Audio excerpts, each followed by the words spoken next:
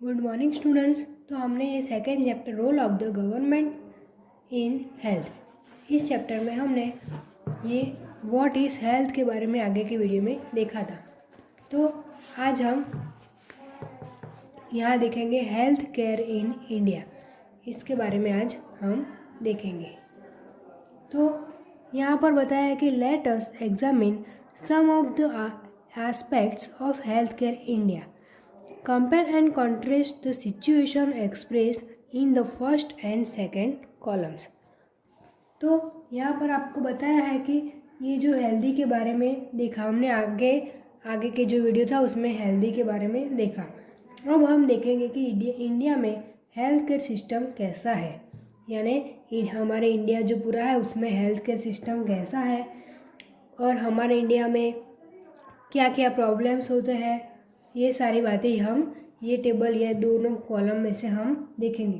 तो यहाँ पर ये हम एग्जामिन करते हैं, यहाँ पर बताया कि एग्जामिन करना हेल्थ केयर के बारे में और उसके कंपेयर और कॉन्ट्रास्ट के कुछ पॉइंट को हम देखेंगे। ये कंपेयर और कॉन्ट्रास्ट के कुछ पॉइंट को हम देखेंगे।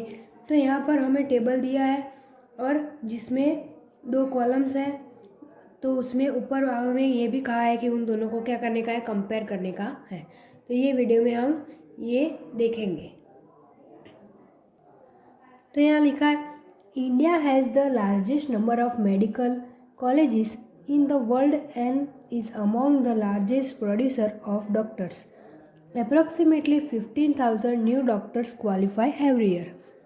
तो इसका मतलब ये हुआ कि इंडिया के पास largest number of medical college है वर्ल्ड में, यानी हमारे वर्ल्ड में इंडिया के पास कितनी largest number of doctor producing है और वो एवरी ईयर यानी हर साल लार्जेस्ट डॉक्टर प्रोड्यूस भी होते हैं और every year 15,000 new doctor qualify करते हैं, यानी न्यू डॉक्टर्स भी आते हैं। तो इसके कंपेयर में यहाँ क्या बताया है कि most doctor settle in urban areas, people in rural areas have to travel long distance to reach a doctor. The number of doctor with respect to the population is much less in rural area। तो यहाँ पर ये बताया है हमें कि इसके compare में, यानी यहाँ पर हमें बहुत सारा फ़ायदा, यानी यहाँ पर सारी अच्छी बातें की है। तो यहाँ पर लेकिन यहाँ पर ये बताया कि ज़्यादातर डॉक्टर जो होता है वो अर्बन एरियाज़ में रहना पसंद करते हैं और जो रूरल एरियाज़ के लोग हैं उनको लॉन्ग डिस्टेंस से ट्रैवल करना पड़ता है।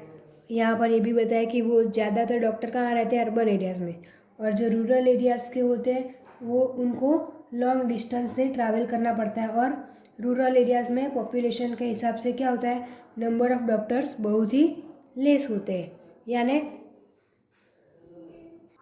यानी कि रूरल एरियाज़ में बहुत ही ज़्यादा पॉपुलेशन के हिसाब से नंबर ऑफ़ डॉक्टर कम ही पड़ जाते हैं और वो भी अर्बन एरियाज़ में। तो यहाँ पर दूसरा पॉइंट बताया health care facilities have grown substantially over the year। in 1950 there were only 2,717 hospitals in India and ये सारी बातें 1915 की बताई। अब 1991 there were 11,174 hospitals and in 2000 में द नंबर कितने हैं, ग्रू 18,218। तो इसका मतलब ये हो कि हेल्थ केयर जो हमारी फैसिलिटी है उसके बारे में, तो हेल्थ केयर फैसिलिटी जो है वो बहुत ही ग्रो हुए और ये भी बताया कि ओवर द ईयर्स में, पूरे ईयर्स में, यानी 1950, यहाँ पर हमें ये जो साल बताए 1950 में बात करें तो इंडिया में इतने सारे यानी 2,717 हॉस्पिटल्स थी। कहाँ, किसमें, 1950 में। उसके बाद 1991 में 11,174 हॉस्पिटल थी और अभी 2000 की बात करें तो 18,218 इतनी हॉस्पिटल हुई। तो ये ज़्यादा बढ़ती गई हॉस्पिटल और यहाँ इसकी बात करें तो इनके कंपेयर में about 5 lakh people die from tuberculosis every year. This number is almost unchanged since independence. Almost 2 million cases of malaria are reported every year and this number isn't decreasing. यानी यहाँ पर इसका मतलब ये हुआ कि इंडिया में कितने 5 लाख, यहाँ पर बताया 5 lakh peoples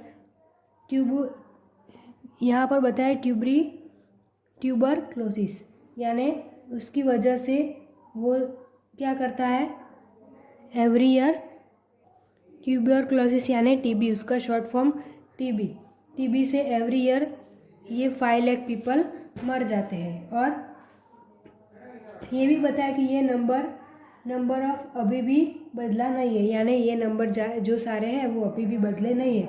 almost 2 million cases malaria के आते हैं एवरी ईयर और ये नंबर अभी डिक्रीज नहीं करता, यानी यहाँ बीमारी की संख्या बढ़ती जाती है। यहाँ ये सब होता है इसकी कंपेयर में। तो इसके बाद देखेंगे India gets a large number of medical tourist from many countries. They come for treatment is some of the hospitals in India that compare with the best in the world. तो यहाँ पर इसका मतलब ये होता है कि मेडिकल टूरिस्ट क्या है, ये मतलब कि तो उसका मतलब ये होता है कि कोई पर्सन होता है वो अमेरिका में रहता है, अफ़गानिस्तान में रहता है, यानी टूरिस्ट यानी कोई अलग प्रदेश में रहता है, अमेरिका अफ़गानिस्तान, और तो वो सिर्फ इलाज करवाने के लिए इंडिया में आता है और इंडिया में किसी हॉस्पिटल में वो इलाज करवाता है, तो उसको हम क्या कहते हैं,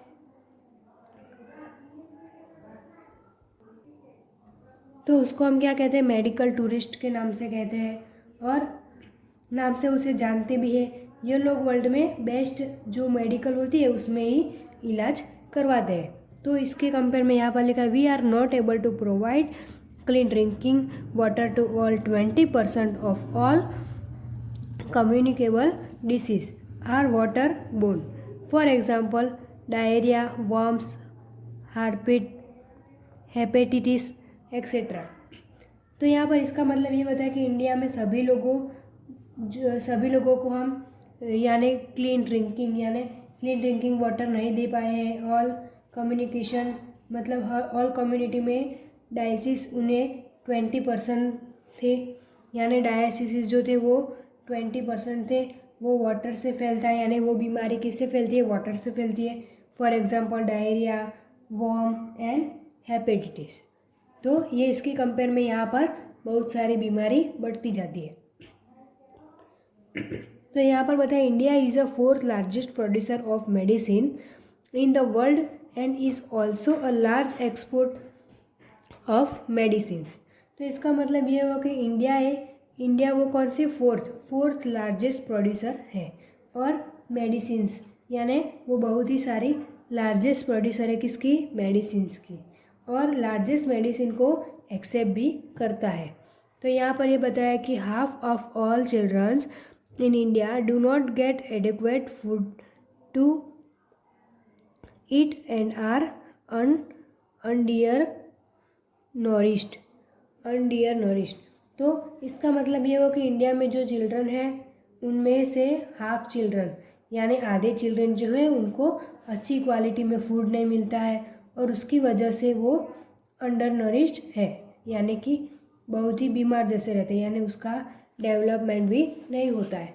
तो यहाँ पर ये दोनों की कंपेयर के बारे में हमें बताया, हेल्थ केयर के बारे में, यानी यहाँ पर ये कॉलम में हमें बहुत सारी अच्छी मतलब कि बहुत अच्छी क्वालिटी की सब हॉस्पिटल मेडिसिन सब अच्छा फैसिलिटी होती है। और यहाँ पर यह बताया कि जितनी भी अच्छी फैसिलिटी है तो उनके कंपेयर में यहाँ पर जितनी बीमारी भी ज़्यादा है, इतने बच्चे भी डेवलप नहीं हो पाता है, ऐसी बात यहाँ पर बताइए। तो यहाँ पर ये बताया कि in order to prevent and treat illness we need appropriate healthcare facilities such as heat centers, hospitals, laboratories for testing, ambulance services, blood bank, etc.